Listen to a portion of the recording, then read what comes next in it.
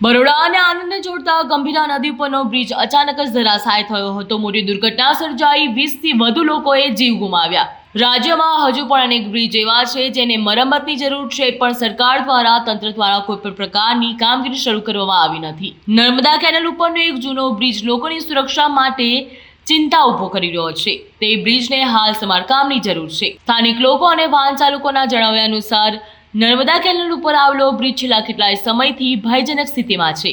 યાત્રીઓ અને સ્થાનિક સમિતિએ તંત્રને લેખિત રજૂઆત કરી નોટિસ દ્વારા પણ જણાવવામાં આવ્યું, તેમ છતાં પણ કોઈ પ્રકારની કામગીરી કરવામાં આવતી નથી। હાલ સુધી આ બ્રિજ ખુલ્લો જ છે અને દૈનિક વાહન વ્યવહાર પણ ચાલુ છે।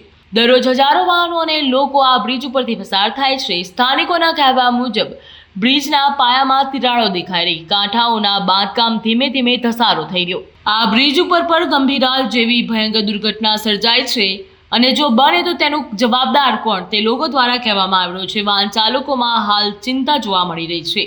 ગાંધીનગર રાયપુર નર્મદા કેનાલ બ્રિજની ગંભીરતા સામે આવી। રાયપુર નર્મદા કેનાલ પાસે ભયજનક બ્રિજ હોવાની નોટિસ આપ્યા છતાં પણ રાબેતા મુજબ રાયપુર નર્મદા કેનાલ ચાલુ જોવા મળી। વાહન ચાલકો રજૂઆત કરી રહ્યા છે, જો ટૂંક સમયમાં આ બ્રિજનું રિપેરિંગ કામ નહીં કરવામાં આવે તો કોઈ મોટી દુર્ઘટના સર્જાશે।